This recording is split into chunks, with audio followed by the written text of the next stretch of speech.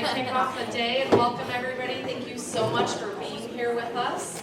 I believe this is our 24th, does that sound right, intern program? And when I heard that number this morning, I thought, oh my gosh, because I was in the very first program. So that means I'm getting much older than most of the interns in the room. So very important program for us. We're happy to have all of our interns here and all of you that are here with them as well. For the Cassuth and Palo Alto kickoff to our summer intern program. We have a great speaker today. I graduated from UNI, so I'm excited to have her here. Wanted to thank some people before we kick off. Wanted to thank the committee and those that are involved in putting this intern program on. We're going to have Catherine up here in a little bit. Our board of supervisors, our board of directors for both groups, and most importantly, the KCEDC staff that really is behind the scenes making all of this stuff happen all summer long. So let's give them a round of applause. And with that, I will turn it over to Catherine to kick us off. Good morning, everyone. As Allison said, my name is Catherine Wertz, and I am a member of the Career Intern Committee. I am a member of the committee and part of this, frankly, because I love this community and I love where we live. I really believe in internships, and I believe in new interns, and really just in the youth of our community and what you guys can do. And so I know I'm not alone in that. There are a lot of businesses who also support this program and really want you interns to have a great experience this summer. And so because of that, these businesses have given time and talent and also many gifts to help make this program happen. So again, just want to thank those businesses who have been part of this program in any way, shape, or form.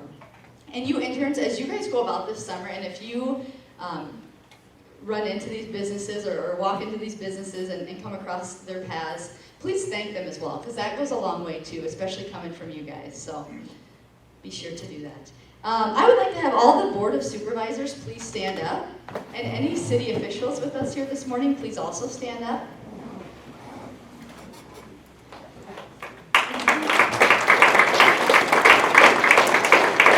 Interns, take a look around, because these are people who also care about your experience here this summer. So thank you all for the support of this program.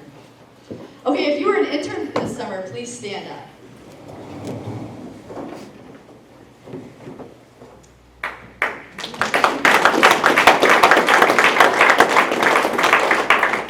Okay, interns, stay standing, stay standing.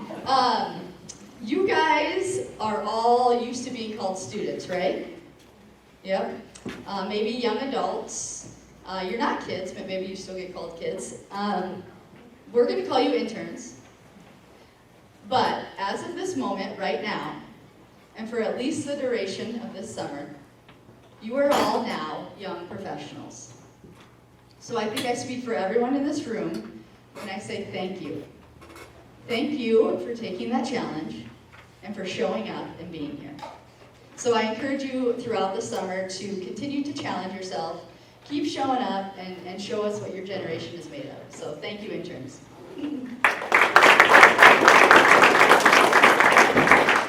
While I have your attention, in your purple packets, there is it's a white data sheet right behind the agenda on the left-hand side.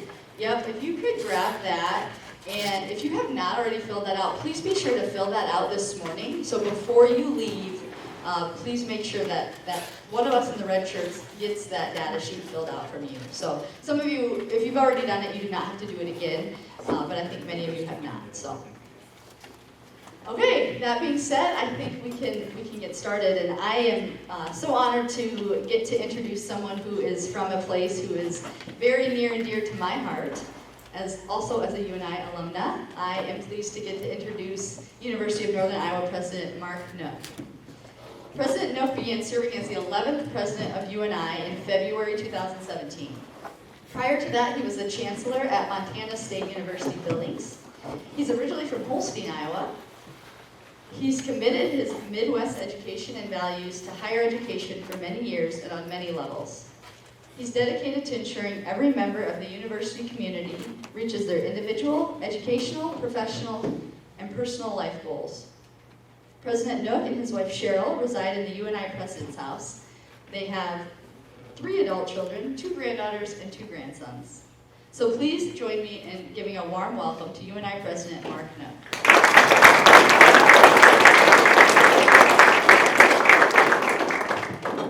Thank you. Can everybody hear? Is it coming through the sound system okay?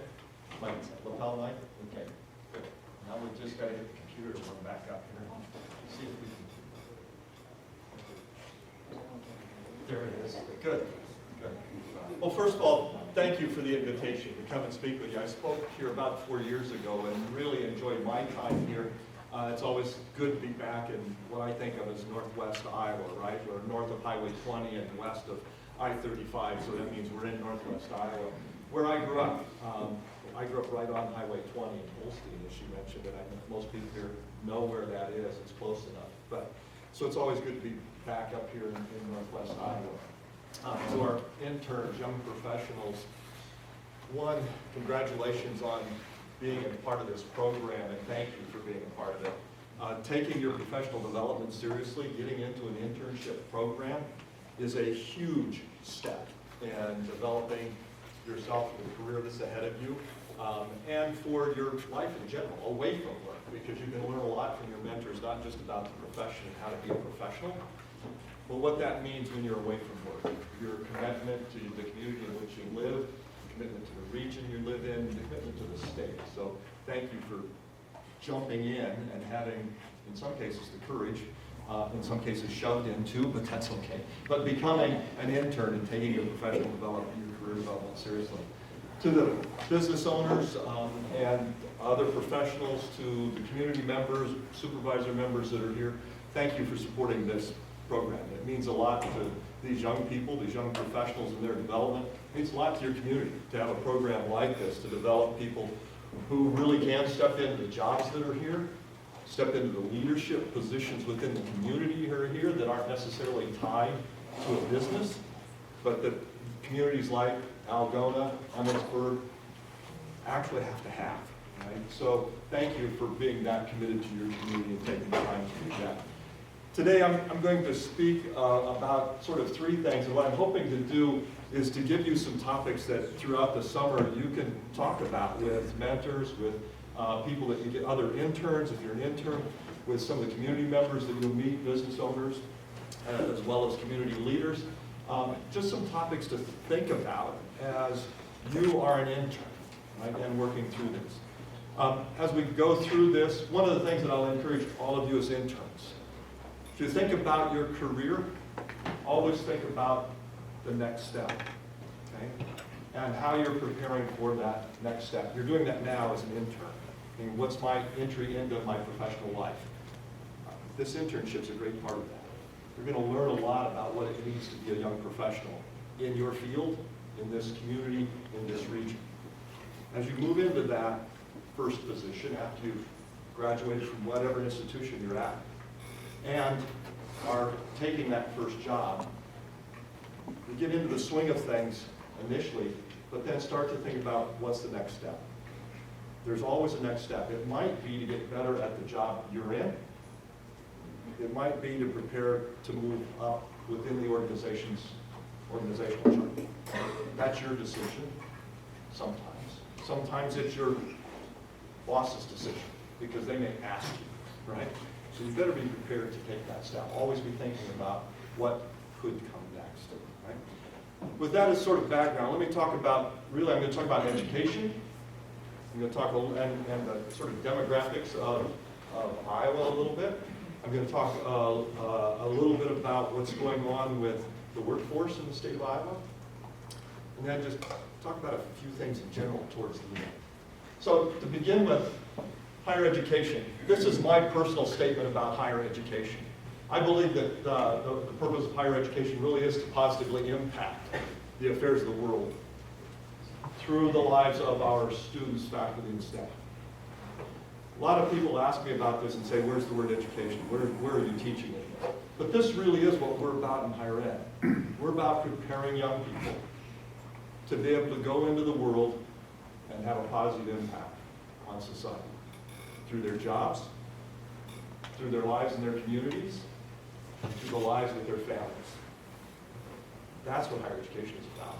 That's our purpose. How we do that is through education. But that's our goal, is to have a positive impact on society. It's up to the individual student to figure out, and ultimately alum, faculty member, what that positive impact is going to be, how they define it.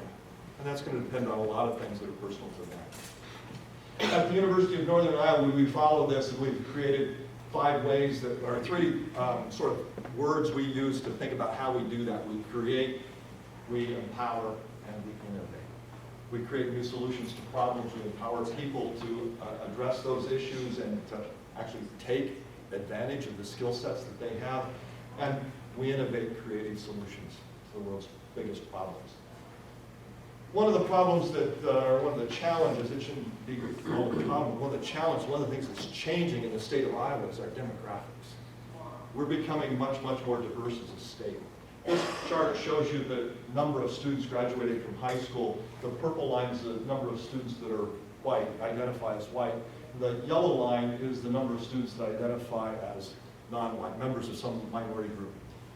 You can see the 2 lines are getting closer and closer together. If you believe that both of these are actually straight lines, they'll cross out there around 2088. They aren't. The yellow line's actually probably going to go something like that. It's probably a parabola. And more likely to cross somewhere around 2050, 2055. In other words, our state is likely to become majority minority in about 30 years. In terms of the number of students graduating from high school. What that says to us at the University of Northern Iowa, to other educational institutions, we need to be able to prepare students regardless of their background. What it says to employers, I better have a workforce that's ready to be supportive of people from all different backgrounds. I better be thinking about my business model in terms of my customers are going to become more and more diverse, regardless of where I live.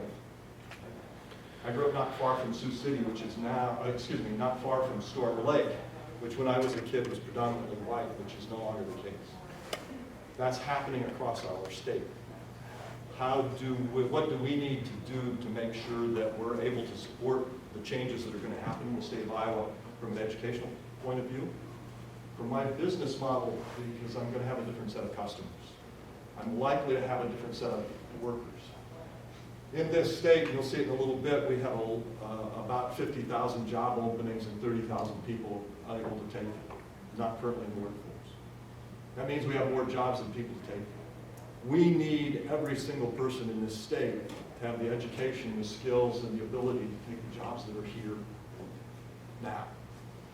That means everybody has to be engaged in the educational system. Everybody has to be able to get the skills they need and take the jobs that are out there. It's going to fundamentally change several things around our state as this difference continues to happen, as the demographics continue to shift.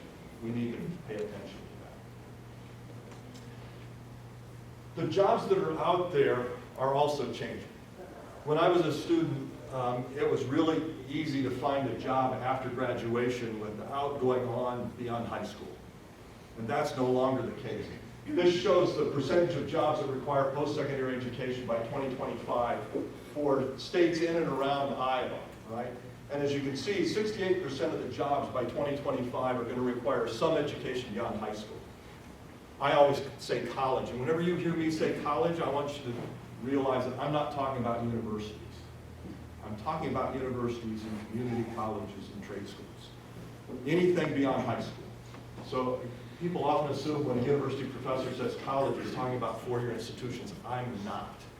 Part of that is one of the institutions that I oversaw at Montana State University in Billings had a community college embedded in it. It was a community college and trade school. It was a former VOTEC, right, that we pushed into becoming a community college but kept all the VOTEC pieces with it. What this is saying is that there's an awful lot of, the majority of the jobs that are going to be opening up are going to require that the students coming, the employees, have had some training at a higher educational institution beyond that. Everybody needs to be thinking about what that means for their communities. And it's true really across the state. One of the things that we're finding too at the University of Northern Iowa is that as we have career fairs and people come in, and we have employers come in and recruit our students, 70% of them don't care what the student's major is. 70% don't care what the student's major is. They'll hire anybody as long as they have a baccalaureate degree, because of the skill set that comes with a baccalaureate degree. Right? So they're not necessarily, they might be bankers, needing people to work in the front office of the bank. They want the communication skills, they want the critical thinking skills. They might be hiring someone to work in the back office, doing some bookkeeping, but don't need an accounting degree. There are lots of jobs out there that don't require a specific degree, but they require an education that is baccalaureate education. One of the things that I always tell students at UNI is that at graduation, when you leave our institution, it's possible you may never use your degree. So I guarantee you, you will always use your education. You will always use your education. People are always asking me how did I become a college president, right? And what kind of training did I have?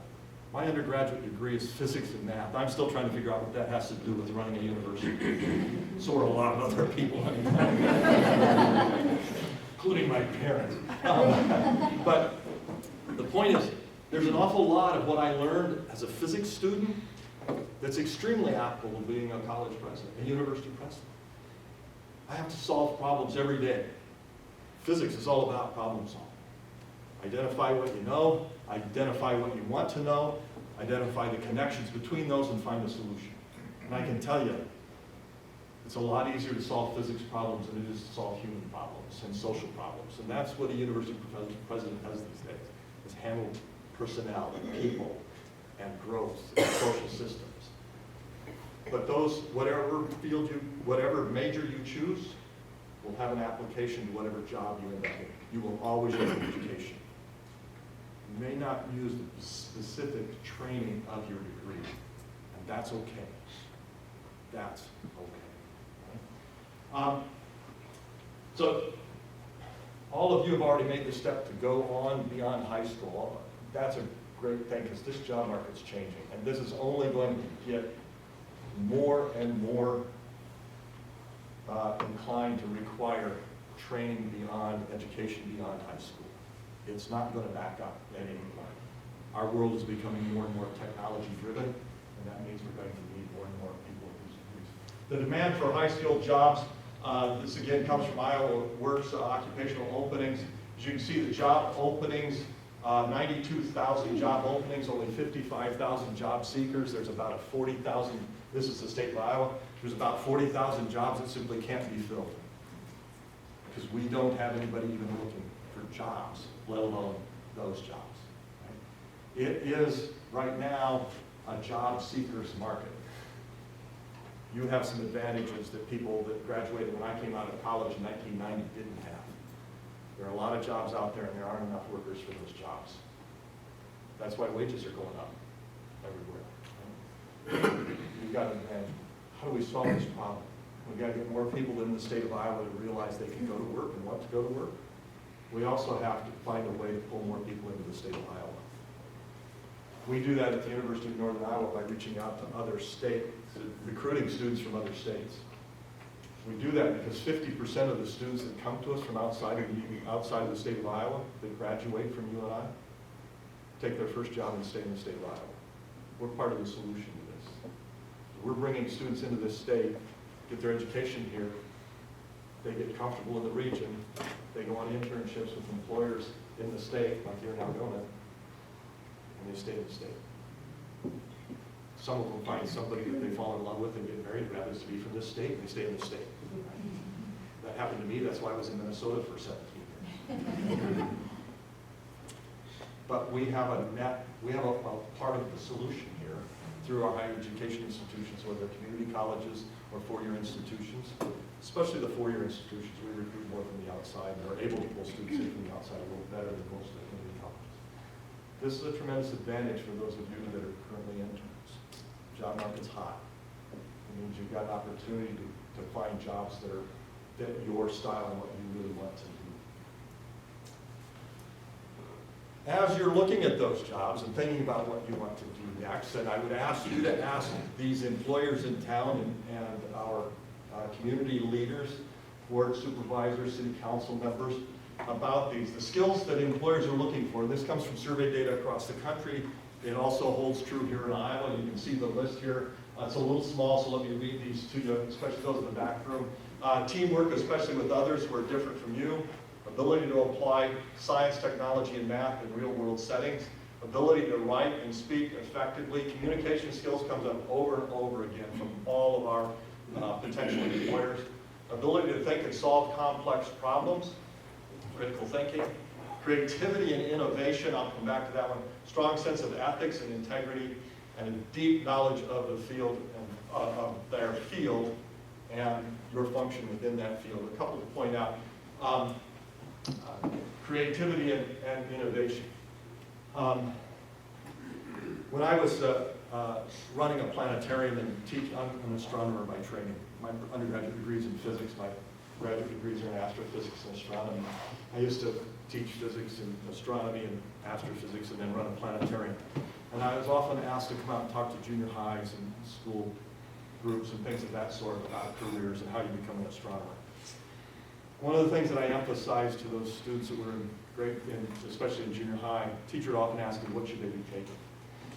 I'd say, don't worry about the science, I can teach it out when you get here. And of course, the science teachers were all somewhat appalled that I would say that.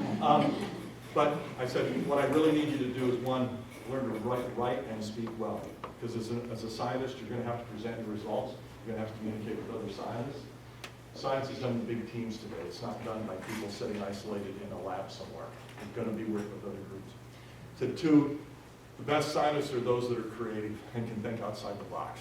I had a colleague at that time that took an instrument that was roughly 10 feet by 4 feet by 4 feet and got it, restructured it to do exactly the same thing, but fit it into a sounding rocket, which meant it could only be 12 inches long and 4 inches in diameter.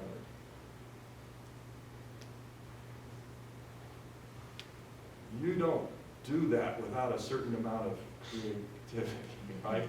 How do you repackage this? How do you get it to work completely differently so it can save that money? I'm convinced one of the reasons he's able to do that is while he has a degree in physics, PhD, and baccalaureate degree, his initial degree in college was music performance. This kid put himself through college playing pianos in piano bars. He made enough money in one summer to buy his own grand piano and pay his tuition. Wow, right? He's good. You ask him to sit down, and I've been at his house several times, he'll just sit down and play something, right? There's no sheet music up there or anything else, and you can tell him, you can ask him, say, could you play? My wife did this one time, says, I don't know it, can you sing a little bit of it? She sang 5 or 6 bars and he played. He had a level of creativity, a level of innovation that came through the arts. So what I always encourage students to do is, I said most of our science education, it's changed a lot since I was a kid. It's become more and more creative. But I always encourage students, get into the arts. Take a music class, take a theater class, take a dance class, take an art class. Because that's where they remove the bounds and let you create stuff and develop the creativity. Too many of our science classes, especially when I graduated in 1976, I graduated from high school, it was rote. Here's a recipe, follow it, and tell me what you get on the end, trying to get as much sample out as possible. That needs to change, and it is changing. You need to develop a great deal of creativity and innovation in doing this work. One comment on strong sense of ethics and integrity. I was watching a TED Talk recently by Warren Buffett, the Oracle of Omaha, America's richest man, I think, or was at one time, billions and billions of dollars. And he was talking about it, he said, you know, what he looks for in an employee is someone who is smart, someone who is a go-getter, and somebody who has a great deal of ethics. But if they don't have ethics, I don't want them. He says, if you have an employee without ethics, you want them lazy and dumb. This is because they'll cause trouble if they don't have ethics. You've got to find a moral compass, and a set of ethics, and be true to it. That's the definition of integrity. You're going to be honest with people, you're going to care about people, you're going to care about the business you work for. If you don't have that, and if you can't develop it, you're going to have a lot of trouble in your career. Ethics is key. Ethics is key. Being honest with people, being honest to yourself, your family, to your community, that's where it all starts. Then work hard, be smart, get the education you need. These are the things that we see employers saying too, that they would like to see in individuals, and you'll see some of this repeats. But one of them is be coachable and seek mentors. Congratulations, you're doing that. That's why you're here. You're interns, looking for mentors in this room. Way to go, all right? Keep it up. Build networks. That's another thing that you're doing here in this community, but you're also doing it at your university through the friends that you have, through the professors you work with, through some of the advisors that you have. We have an advisor on campus at UNI who has a string of people that she's still in touch with. She's been in touch with since her first day at work. She has lifelong relationships with former students, and they will be lifelong relationships with current students. And she helps them at every step of their career. They will call her and ask her advice about things. And she's great at helping them make those steps. But these are some things to think about. Again, coming back, be creative and entrepreneurial. Develop the trade, develop the skills that you really need. Right? Invest in your education, and that doesn't mean just your university education. Things after you get out of college, whether it's a 2-year institution or a 4-year institution, you're going to need to continue to improve your education. It may not be a formal education. It might simply be a workshop, a webinar, one course or a couple of courses. You'll need to continue to learn more and more as this world evolves and as your career evolves. One of the other things that is really important to me, and one of the reasons I like coming to Algona and speaking, is because the sense of community is so important in places like Algona, where I grew up in Holstein. Build a sense of community. As an employee in a region, you have an impact on the community in which you live, on the region in which you live. Understand that and accept it. You may have a leadership role in that community. You may simply have a role, but it will impact that community. Make it a positive impact. It will help you with your employer. It'll help the quality of your life. And all of these are really about building the quality of life that you'll have, but also that your community will have. But these are things, personal things, for building your quality of life. And if a community has these things, can help people make sure that there's adequate nutrition, they have access to education, meaningful relationships, read through the list, then those are communities that people are going to want to live in. So for those of you that are business leaders, those of you that are community leaders, you can look through this list and say, boy, does our community have these things? Do we have an opportunity for recreation and leisure in this community? Do we have a sense of individual identity? Do we allow people to be individuals and have that sense of who they are that might be different from some of the rest of it? Is the environment healthy? Do we feel like we really belong in this community? Those are important for communities to attract workers. If you don't have these things, or don't have most of these things, it's very difficult as a community to bring new people into the community. And then you better hang on to every single kid that's born in this community, because the jobs are going to grow at least that fast. I'm going to stop there and let you ask me some questions about anything that you'd like. I've just put a bunch of stuff up here that I hope will give you some things to think about and talk about with mentors, with people within this organization, with other interns, with other community members. But I'd be happy to answer questions about either what's up here, about the University of Northern Iowa, or anything else you'd like to ask me about. So let me stop there and give you a chance to ask me questions. Yes? I have a question about your post-high school education sort of requirement slide there. Yes. I think Iowa 68%. Yep. Is there a possibility that the Iowa high school systems might adjust to help affect that number, so that maybe they come out of high school with the skills they might need for some of those positions? Yes, and they already have to some extent. First of all, there's another 30%, right? 33%, something like that.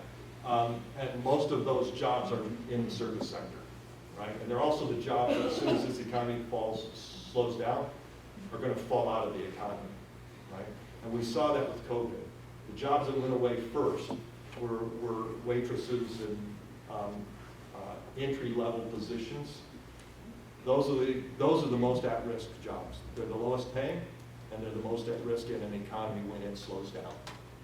So you want to at least be aware of that. Our high schools have adjusted in a couple of ways, and as a university, we're adjusting to help high schools in this regard. One of the things that's happened is the concurrent enrollment. Community colleges in this state, in particular, work with high schools to offer college credit to students while they're in high school. The average student coming to the University of Northern Iowa, straight out of high school, already has 20 college credits through either concurrent enrollment with a community college or AP courses or international baccalaureate. So they're already prepping for that. Some of the community colleges aren't just taking what you think of as university credits, English, history, math, but they're taking some of their vocational courses in as well. One of the programs that we've entered into with Waterloo High School, in particular their Career Center, and Hawkeye Community College, is the Career Center in Waterloo is a phenomenal, it's fairly new, but it's a phenomenal facility and a phenomenal sort of organizational structure. Couple of the programs, three of the programs they have in there, one's in graphical design technology, another one is in construction management, construction management, and the other one's in manufacturing. Hawkeye has those degrees, and so they're offering some of their courses in the high school at that career center so that students will actually take courses that double count for both high school and college credit at Hawkeye. So when they finish high school, they will can have, if they worked at it, kind of followed the directions of people, they could actually have their Associate of Arts, Associate of Applied Science degree done at the time they graduate.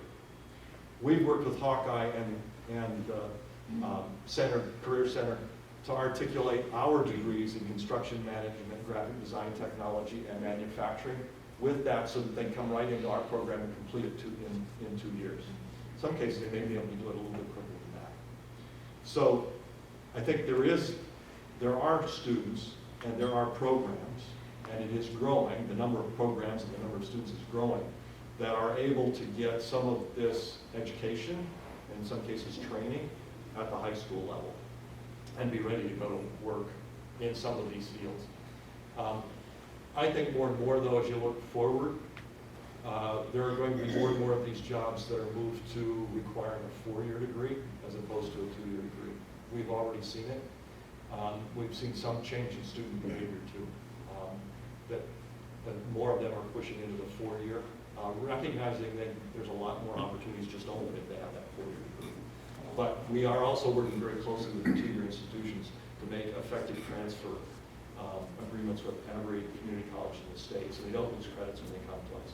We've created a business degree that if you've completed an AAS in business at one of the community colleges in the state of Iowa, you bring that in, your gen ed is done, everything's done, and we've got a business degree you can finish up in 2 years. In fact, you can do it all online and not even have to come to our campus. So, yeah. Other questions? Thank you. Yeah. On your demographic slide, it looked to me like the total student population, regardless of race, the number's flat. The number's pretty flat. 40,000 graduates a year.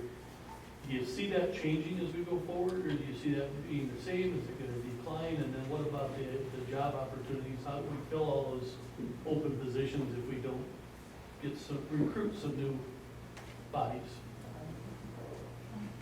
Thank you. That's the heart of Iowa's problem. That's the heart of Iowa's problem. Economically, that's the question Iowa has to solve. The students coming out of high school is relatively flat for the next 18 years. And if you think you can project the number of students graduating from high school beyond 18 years, I can tell you who's been born, right? So I can figure out who's going to graduate. But after 18 years, that's a little hard. But what we see is that is relatively stable. It fluctuates between 34,000 and 36,000 high school graduates a year. doesn't change much. It does kind of follow a smooth curve that fluctuates up and down. That means we really don't have an opportunity to fill all those job openings that are out there. We've got a lot more job openings than people. A couple things could solve that problem. One, we've got to get better at recruiting people into this state. Make sure that people recognize the quality of life that exists here, the cost of living that exists here, and the advantages that brings. The quality of life, though, is an important one because, and I talk about this often, I've lived in Montana, I've lived in Colorado, Minnesota, Wisconsin, South Dakota. This state doesn't have mountains. We've got a couple of lakes. Unfortunately, you're nearby one of the best ones in the state. But we don't have a lot of geography that's going to attract people. As I've lived in other states and they ask me where I'm from and I say Iowa, and I ask them what is Iowa known for, there's two things they talk about. Ag products, corn and hogs in particular, right? Have to teach them about beans and beef, but we'll get there. The other thing they mention is education. If you want to make sure your kid has a great education, you raise them in the state of Iowa. Those are the things that attract young people to this state. And it's things that we can really hone in on. But we've got to make sure we've got a strong K-12 educational system. Because we have trouble selling the geography to people outside of the state. We can sell the lifestyle occasionally.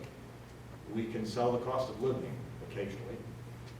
We don't have any trouble selling the education if we're recruiting young families. We've got to make sure the education stays strong, and that's especially true pre-K to 12, especially pre-K to 12. Keeping our higher education system strong, our community colleges, our private colleges, and our public universities is also essential because all of those parents want their kids someday to go to college and a university, and they'd like to keep them relatively close to home so that when they take a job, they stay relatively close to home. So we've got to keep those structures strong as well. So it really is a difficult situation. Now, the other thing that we can do to help solve some of this is we do have a segment of the population that's adult that isn't working, sometimes by choice, and we need to get more of those into the workforce. And there are jobs that they could take regardless of their background. So it's a multi-pronged approach, but part of it is making sure the students that come through our educational system have the skills and the knowledge to be able to take the jobs that are here. Making sure that we get as many people that live in this state to actually be ready to go to work, have the skills they need, and then we've got to recruit more people into the state. If our population stays flat or goes down, then our economy is going to stay flat or go down. And we need to address that. Yes? Wages. Yes. We seem to have, we're kind of on a preface of wages going higher. Is that going to help attract people to come to Iowa? It will. You know, anytime if you're, one of the things that's difficult to convince people about is that your cost of living is actually, this difference in our salaries and those in, pick a western or southwestern state, that the difference in those salaries can be made up for by the difference in cost of living and the quality of life. Right? Especially when we can't compete geographically with oceans and mountains and deserts. Right? So you've got to make up for that. And so your salaries have to be, we do need to improve salaries. I think that's especially true in education, K-12 education, especially K-12 education. Keeping teachers in this state is something we're going to have to work really hard on. But it's true of everything, whether from manufacturing to accounting to STEM.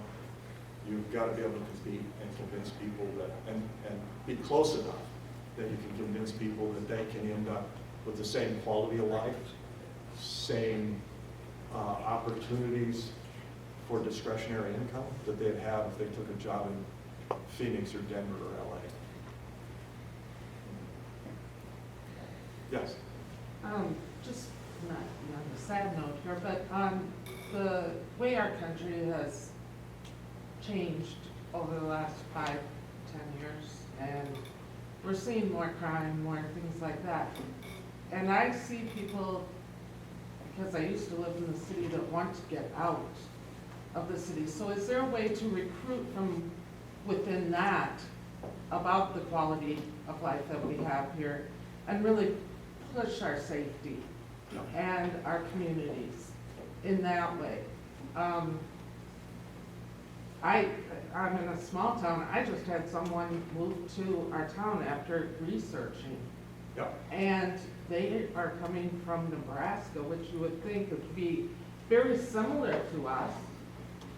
But the crime that has been created, even within their small communities, they have no connection to Iowa, but they moved here because of things that they researched. And they found a house in different communities, and that's how they came here. So there are other factors that we can recruit on, and I think we need to look at some of that as well. And I think the perception of Iowa needs to change. Even though we don't have those beautiful things, we have some beautiful areas in Iowa. Over by Decorah, that is one of the prettiest places in the world. If you go out to nature, I mean, there are many beautiful things in Iowa, and many beautiful museums, things like that. We need to celebrate our successes in Iowa and really put them out there to people. Yep, you're absolutely right. That's why I talk about quality of life. Right? What you're talking about is quality of life, whether it is the activities that are available here, whether it is the low crime rate, and ours is low compared to many other states, and especially in our rural areas. And those are all things that we've got to focus on. And community leaders in particular, but also interns, young professionals, that quality of life is huge to you and to young people, determining where you're going to live. You're going to make, what they found now, and my daughter is an example of that. She turns 40 this fall. I still cringe at that I got a kid that's going to be 40. She decided where she was going to live and then found a job there. And she's in higher education. Okay. What we're finding is that this younger generation is much, much more likely to do exactly that. Choose where they're going to live and then find a job that they want to do in that location. Right? That puts a lot of pressure on communities the size of Algona, right? And to figure that out. One of the things that we found in Cedar Falls in particular, we do have people moving in from to Cedar Falls from around the country. One of the things that's changed, and it was changing, and it was really accelerated, greatly accelerated by the pandemic, is people working from home or working remotely, right? So more and more people, more and more companies have realized they really don't need office buildings. They can let people work from home and they can be effective in putting in place ways to actually manage people as they work from home or a remote location. The availability of broadband and internet connectivity is huge. Now, Cedar Falls for the last 5 years has had the fastest internet in the country. 2 years ago, it was by a factor of 5 faster than the next fastest internet provider in the country. People love coming to Cedar Falls because of that high internet speed. As CFU Utilities runs the internet for the area. That has been an attractor for us, right? It's a quality of life thing. Not only can I work from home and know that the internet's going to work and it's going to be as fast as I can get anywhere, my kids that are gamers are not going to have any problems. My kids that aren't gamers but want to live stream, Disney Channel or whatever it is, are going to be able to do that. They need to get on the internet to research something, they're going to be able to do that, right? So it is important to think about where is this country headed and what are the services that we need to provide that people are going to be looking for. They're not just parks and schools anymore. They are these utilities that include broadband, the new utilities, right? As well as electricity, gas, and sewer, water. All of those are going to be important as people look at these communities. I have a quick question. I recently read an article where, and I don't know if you've had any research on this, where climate is playing a part of people moving from some of these nice geographical areas of the Southwest and the West because of not only the cost of living, but it's getting drier out there, water is becoming more scarce, they're having forest fires, et cetera, and they're starting to move to geographical areas back toward the east, whether it be the Great Lakes area would be one of them. But any research on that and how we could take advantage of that? I won't be able to cite specific research, but it is clearly happening. There's a couple things going on with that sort of, I think of as the Phoenix to LA corridor, right? Especially in LA up to San Francisco. The cost of living is just so high. The weather patterns have changed. Between forest fires, mudslides, and some of the other natural geography that happens out there, people are looking to get out and to move. It is pushing Seattle's population way up. It is pushing Dallas. I was just in Dallas last week. Their population is growing, what did they say? 15,000 people a month. Primarily from California, Their property prices have gone up 35% in the last 2 months. It's nuts in the Dallas area right now because of what's going on. So there are people looking to move. Will they come to northern climates? Will they come to small rural areas? That's an open question, right? We're not seeing it happen yet, right? I can find a family or two, right, that's made that move, but it is a large population swing that they're coming, especially to the heartland, the Midwestern part of the United States. Yeah. But it is happening. I'll tell you, Montana is one that's feeling it. Bozeman, Missoula, and Billings are all growing rapidly, and it's mostly people coming out of California and Seattle, Portland, and Phoenix. I think you can say that to some of the Midwest cities too, like the Des Moines Metro. Sioux Falls is growing, that's where my daughter and her husband and family live. Every time I go up, we moved them there about 3 years ago, and Harrisburg, which is on the south end, had a population sign of 5,500 people. Now it's 7,500. They're expected to be around 80,000 by the middle of the century, or maybe a little beyond that. Yeah. Huge. And, you know, a lot of that movement is, and we've seen it in this state, and it's impacted Algona, it's impacted my hometown of Holstein, right? A lot of the movement to Des Moines is from Iowa people. You know, when I was a kid, one of my friends, his dad farmed 160 acres, and they lived okay on 160 acres in the late 60s, early 70s. You can't live on 160 acres, right? You need 1,600 acres to even make a go of it these days. And so, you know, that means there's going to be fewer farmers. And people have moved out of rural areas and communities like Algona and Holstein, Cherokee, and moved into Des Moines, heading to Sioux Falls because it's growing, Minneapolis, St. Paul. Most of the growth in Des Moines really is of people from, you know, about 200 miles around Des Moines. There is some outside growth. Especially as they've brought in some of the new businesses and industries and insurance industries and things. But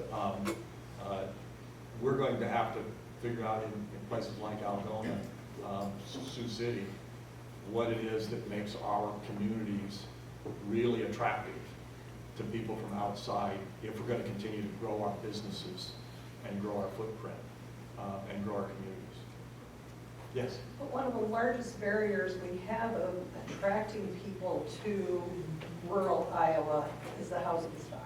That's exactly You right. cannot find developers that want to come to rural Iowa to build large developments. And that is one of the largest issues we need to overcome. Yeah, and the communities that have kind of figured this out, even places like Sioux Falls, Billings is a little bit larger, it's 120,000 people, in the largest community in Montana, but Bozeman's growing a lot faster. It was a community of about 30,000. Right? But you know, there were two developers that realized that they could make this city really boom. And it was more than just the housing stock they went after. They did do the housing stock and get things, especially on the low end.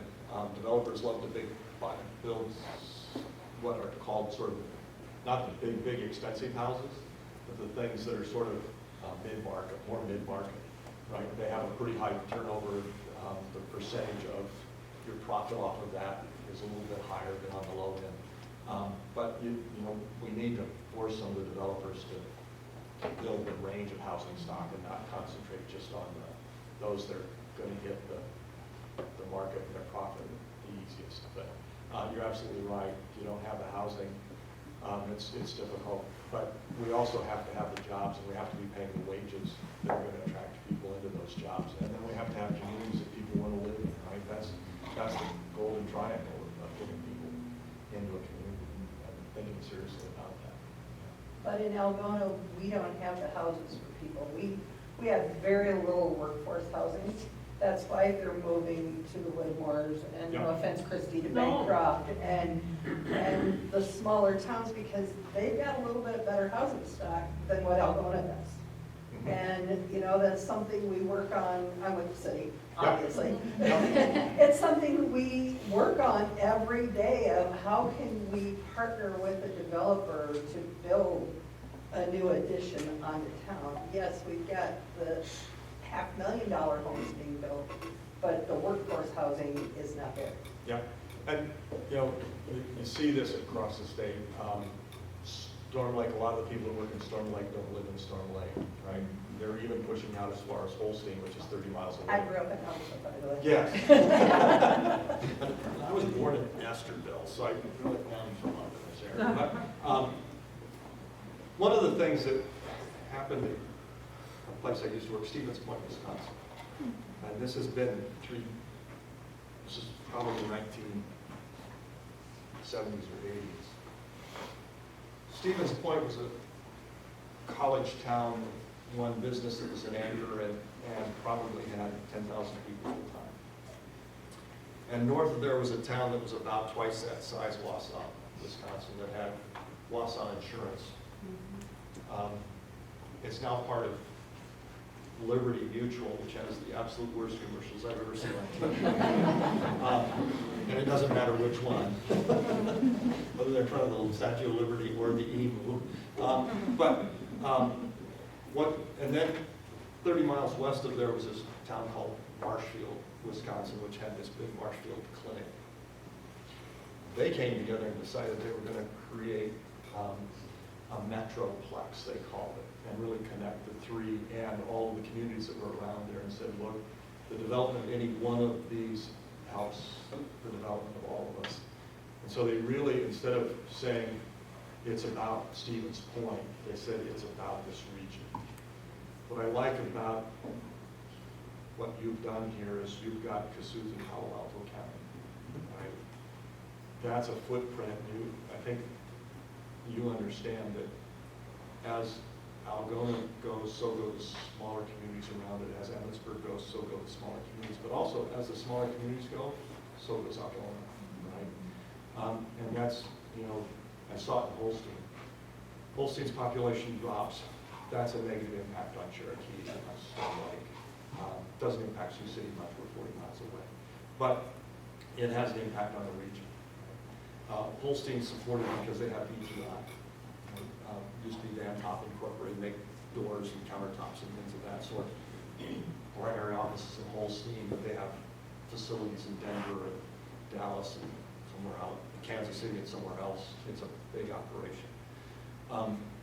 If that thing ever moved, Holstein disappears, right? And so, you know, how do you take care of those sorts of businesses? What's that mean to the community? And what's it mean to even Cherokee, right? If BTI goes, Cherokee has an impact. Recognizing those relationships and building strong partnerships with other communities around your region and taking a regional approach is what's going to save small towns, especially towns like Algona. That's what it's going to take. Yes? I'm just thinking, you know, you're from the university, my daughter recently graduated, and all these kids, or interns here, excuse me, you know, will be graduating and getting into the workforce soon. What do you recommend to them to network and build, you know, get a diverse number of applications out in the job market? You know, you were referencing that, you know, you might have a degree in music, but you're going to apply for a job here.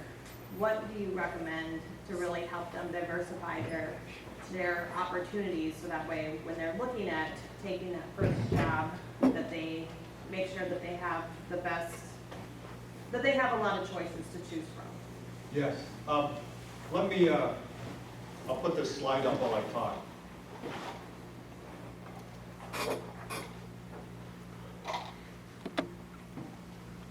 Yeah. Let me put this one up here. You can read it, right? But let me talk about some things. If you just go to school and get your degree and don't interact with anybody on campus, you've failed your education. You've failed your education. What makes great education is the connections that you build to other students and to faculty and staff and people in that community. And people in that community. That's why I'm so pleased to come up here and talk to this group, because you're building connections with people in this community. And whether you take a job in this community or not, you're going to have some people here that can help you network and find a position and find a life in another community. Build those connections with faculty members. Who is it that's still tied with Steve Corbin? Yeah, a faculty member that retired 6-7 years ago. Student knew Steve, still connected with Steve, still gets together with Steve about every time he's up in this area. He's a marketing professor. Right? My guess is that Steve has helped you find a job, helped you in your career, make decisions about career moves. Those are essential. My daughter's still connected to, really closely connected to 4 individuals that she went to college with. They were all freshmen together. And they talk about their job moves all the time. They talk about the issues in their community. They talk about raising their kids. One of them doesn't have kids, but still talks about raising kids. And comes over and helps raise kids. Right?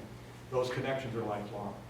They were made through the swimming team, not through classes. One of the relationships was made through the early orientation program. They went canoeing together, the Brule River up in northern Wisconsin. Get engaged, get into student orgs in particular. Those that are in your field, if you're in accounting, get into the accounting club. If you're in physics, get into the physics club. Maybe even the math club. But think about the outdoor club. Think about the other student orgs that are out there. Get into, if you're into e-gaming, join the e-gaming club. Right? If you like rugby, join the rugby club. By the way, UNI has one of the best national rugby clubs in the country, men and women. So get involved is the important thing. You'll build relationships in a way that will serve you the rest of your life. Serve you can't imagine, right? Get connected to some of the alums. They can help you. But as I said, this is really important. Your internships make a huge difference in finding your first job. Yes? So I've got my own opinions on students taking out a massive amount of debt to go to college, but I'd like to hear yours with the large cost to get a 4-year degree, and with a lot of families not being able to fund college for their students. What's your advice to students as they start on their path, going into college, working a job during college, taking out student loans? What would be your advice to this group of kids? You get a high five. Let's talk about UNI. So, University of Northern Iowa in 2010, our student, the average student loan debt of a student graduating from UNI was equal to the average in the country. At that time, it was about $25,000. At that time, the university decided that that was getting out of hand and we needed to do something about it, and they created a program called Live Like a Student. Full name is Live Like a Student Today, so you don't have to tomorrow. Yeah, let that set in just a little bit. And we've reduced student loan debt. The national average student loan debt is now a little over $30,000, and ours is under 23. We've gone to work on helping students understand their finances, which is a big part of it. Students need to, especially coming in as freshmen, need to understand basic budget. What are your expenses? What are your revenues? If there's a gap between revenues and expenses, how do you close that gap without using loans? Right? How do you close that gap? And if you have to use loans, it's okay, but let's talk about it and do it sensibly. Right? We also put in loan counseling, so the student that qualifies for a private loan has to sit down for a half an hour with one of our loan counselors and go through their budget. What are your expenses? What are your revenues? What's the gap? How might you close that gap with a job, with a second job? How might you close that gap with some of the expenses that you take on? Do you really need a Starbucks coffee one day a day, every day, once a day? What's that mean for your budget? What we found is that after that counseling, 2/3 of our students reduced their student loan debt by an average of $950 a year. Add that up over 4 years, and it's a significant amount of money, right? It's a significant amount of money. Now, what do I say to students?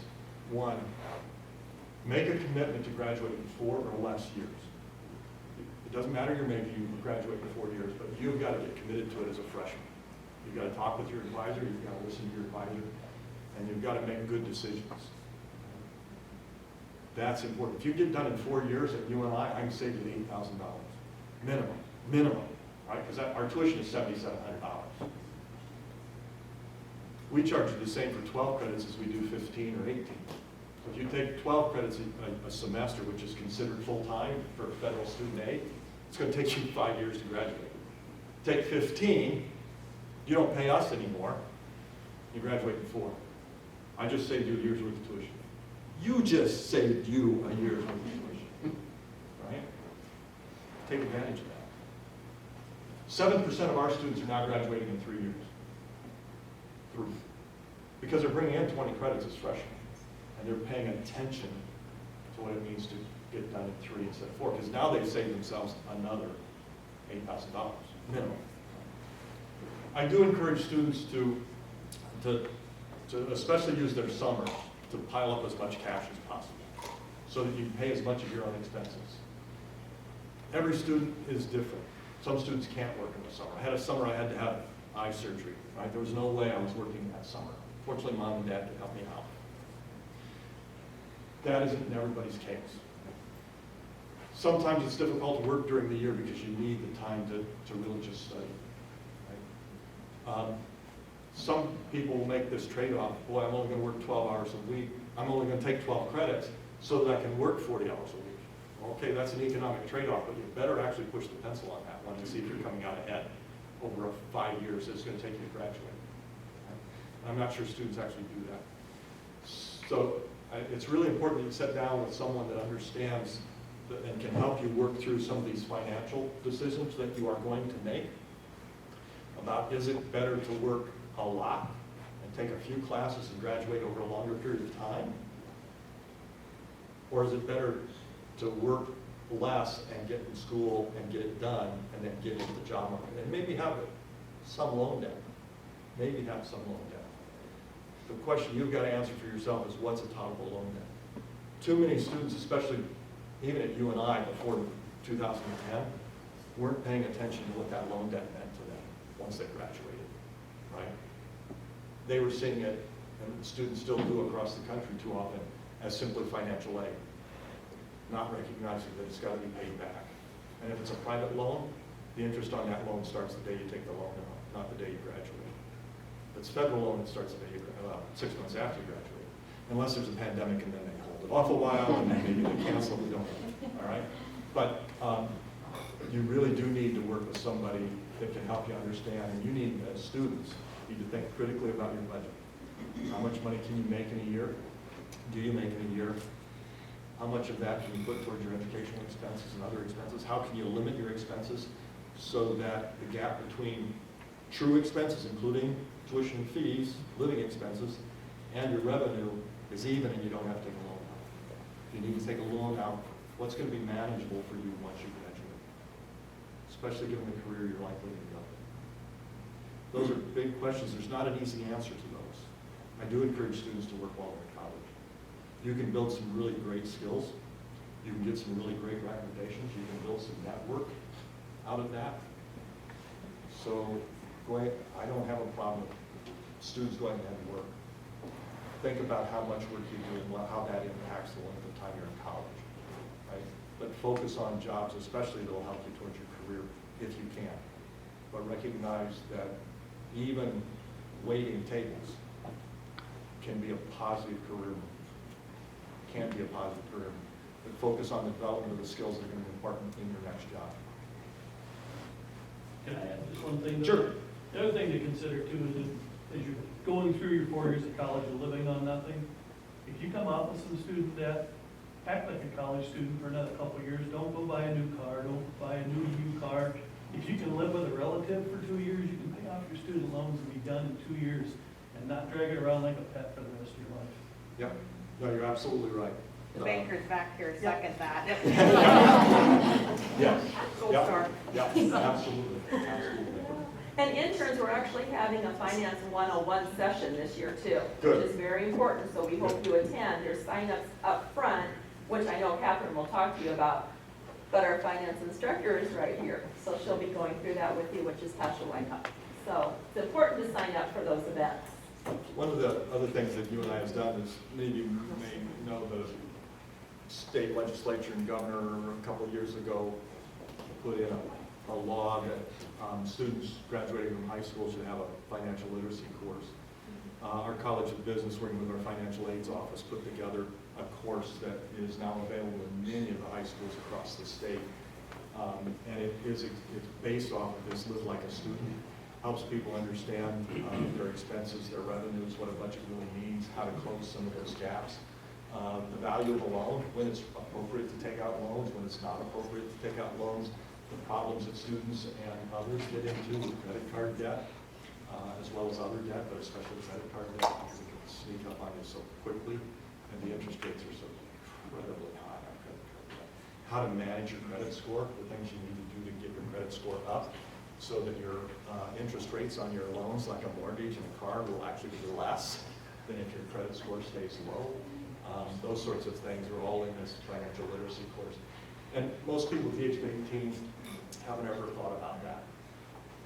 Haven't ever thought about that. I took out my first loan when I was 11 years old. My dad took me and my two brothers down to the Holstein State Bank so that we could buy a lawnmower for $350, and the bank loaned us $350.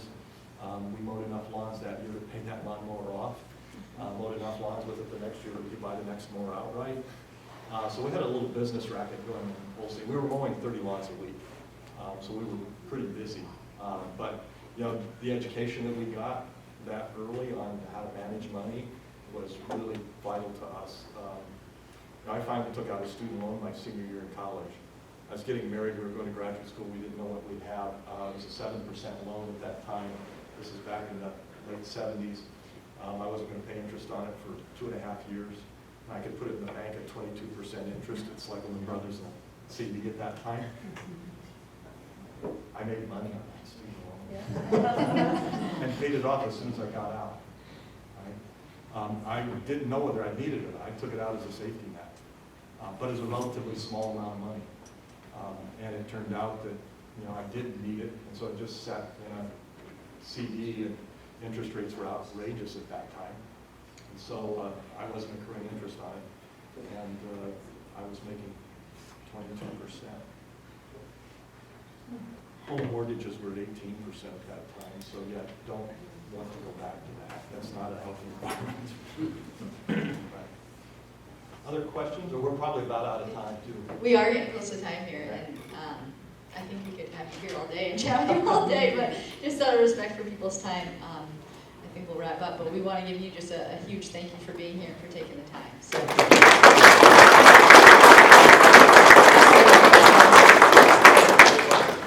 It's always a pleasure to come and talk with you, and thanks for engaging me in conversation and not just asking me questions.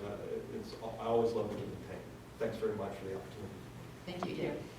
You spoke a lot about just having a positive impact on society, and that's really the point of higher education. And that's the point of this program too, is just having a positive impact on you guys as interns and your experience here. And so this program was created to really to help connect you interns to other interns, also to CEOs and hiring managers and HR professionals, but also to the communities, and to really help create the value and see that beauty that's right here in our back door. And I think really just see the quality of life that we have here. And so that's part of the reason that we've created this program. Hopefully you'll stick around the area. If you don't stick around the area, maybe you'll be like many of us and come back to the area at some point. And that's really our goal here with this intern program. So, And Catherine, I can tell everybody, we've done the statistics, since we started this intern program 24 years ago, over 250 interns have stayed and or relocated here in Cassuth or Palo Alto counties and have found permanent employment. So that's pretty awesome. Yeah, Over that's 250. incredible. Yeah, Yep. yeah, very good. Thanks for sharing that. So, that being said, in order to run this program, it does take a committee of people, and of course, Maureen and her staff are so great at that. And then there are some of us career intern volunteers and committee members. And so, many of them are already standing in the back. There's some up front here, but we are all in the red shirts. And President Nook talked about the importance of mentors and mentorship. And you may have them in your place of work and where you're interning, but that's what we are here for too. So please don't be afraid to reach out to any of us. Maureen and her staff has our contact information, but we're here for you guys. This summer is about you guys. So take advantage of that. We're available for coffee, to network, to ask questions, or whatever. So just know that we're here. And thanks again to the committee for all you guys do. We have a lot going on this summer. I'm going to have you open your packets again, and there is a purple sheet. It looks like this. And this really outlines all of the events that we have going on this summer. My recommendation is to take that and put it in a safe place. Put it right at your desk, in your office, your car, wherever you're going to be spending the most time. If you're like me, what I do is I take that sheet and I enter all those dates and those meetings right into my phone or into my Outlook calendar. So I encourage you to mark those dates and make sure you get those on your calendar. I'm not going to go through all those things, especially for sake of time here this morning, but I do want to highlight a few of the key events on that. The first one is next week already on Wednesday, June 1st, and it's an intern social event. In fact, Allison, I think you're leading that one, so that's going to Allison, be. do you want to do a quick commercial on it? So So they know what it is? Yes, so we're gonna spend about an hour talking about emotional intelligence. One of the things that I think is really key to success in your internship, in your life in general, in any career that you pursue. So I just had a session with Barb in the city about a month ago. So I'm really excited to share that with you guys. It'll be fun.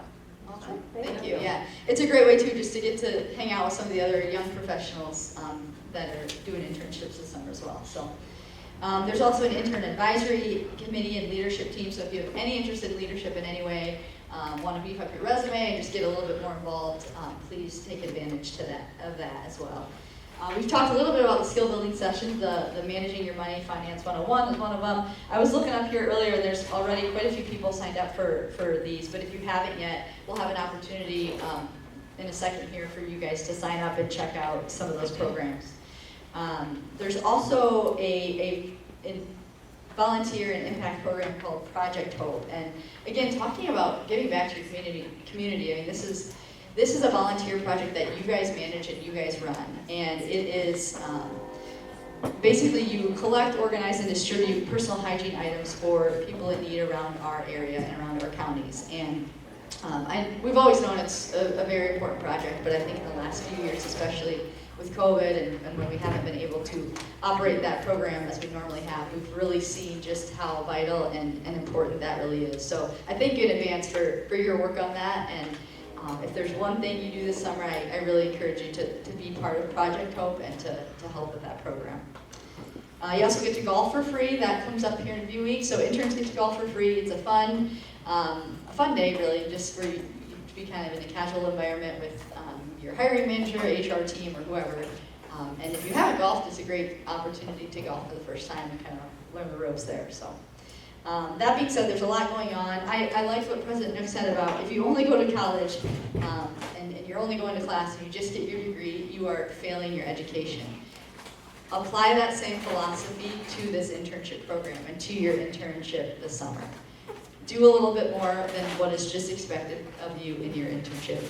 Get involved, show up at some of these things, and get to experience this quality of life that we bring in Cassuth and Palo Alto counties.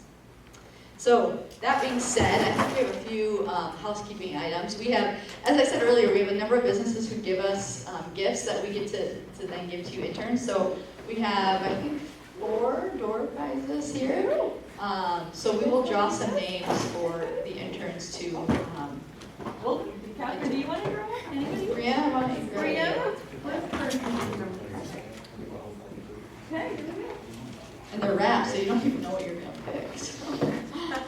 Cameron Etherington. Yeah. So go pick a gift. Well, yeah. 4. Amanda Tilgis. I can pick for you if you want.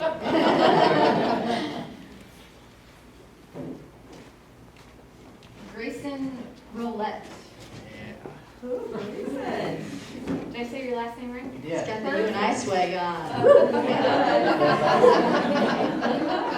Reese Rosenmeyer. Oh, she probably wraps the gift.